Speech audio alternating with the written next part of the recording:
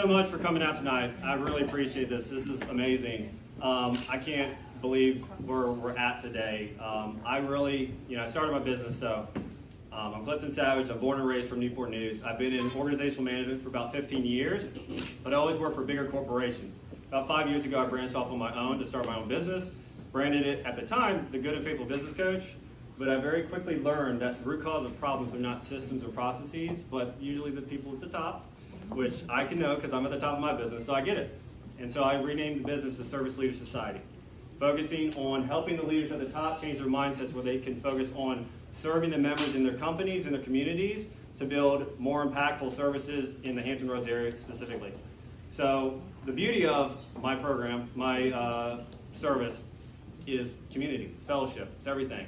Well, when I first started the business, we had COVID, right? So everything was online. Community was there, but it wasn't community like this, right? So once things started opening back up, I was like, I got to get it back out there. And one of the first things I started looking at was getting an office space where I can bring my clients, bring my prospects, bring other networking members in the community together. And I found Gather, I found Danielle, Samantha, great opportunity. And so one thing I'll talk about, as a leadership coach, I focus on the mindset of the business owners, the business leaders, and organizations to help them get clarity and confidence by improving their decision-making and communication skills, which helps them lead more profitable, sustainable businesses. They're more effective at what they do, and that trickles down the line in the people that they serve and they mold and they train, right? It's a part of the culture.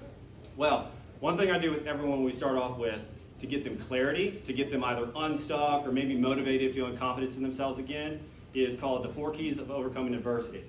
I get them working on their focus, their faith, their fellowship, and follow through. What does that mean? I give them the right goals in mind, the right vision, and get them the right belief systems to carry them on their way, and I get them the right supporters to join them on that journey, and then I give them the right action steps so they hold themselves accountable, and people that want to help them can also hold them accountable.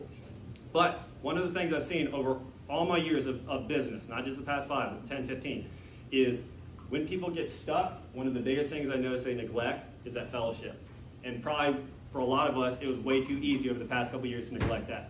Either we felt disconnected or we wanted to disconnect, and we've lost something. We've lost the community, we've lost our supporters, or maybe those connections got weak.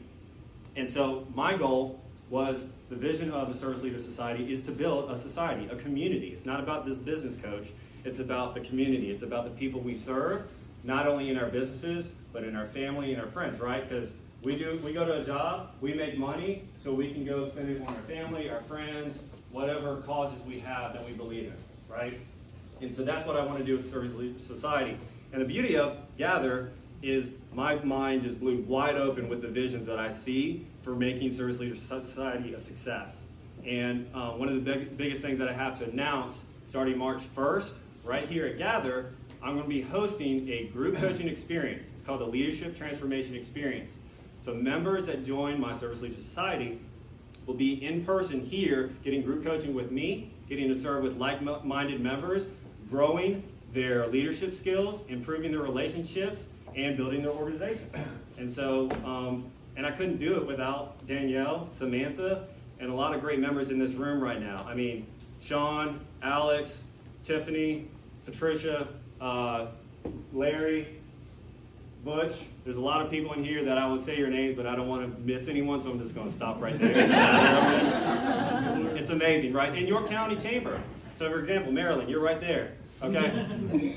I ran into Marilyn at a before hours event last year. I then ran into her randomly here at Gather. Obviously, that was a sign that I needed to talk to her, right? She's like, hey, Clifton, do you want to do a lunch and learn? I'm like, yeah. And we had our first lunch and learn in January. It was amazing. It was a blast. And it's that fellowship, guys. It's that community. And it's so important to me. And it's just, that's how I kind of am laying up to Danielle, because without Danielle and Samantha and what Gather has provided for us all, none of what I've envisioned would have happened. And so, and I've only been here since what, September of last year? Yeah. It's only beginning, guys. I keep saying it all the time. You hear me say it. It's only beginning. So I just want to thank you guys so much for being here tonight. And my motto is, at the Service Leaders Society, we're making great leaders to make greater impact. Thank you, guys. Awesome.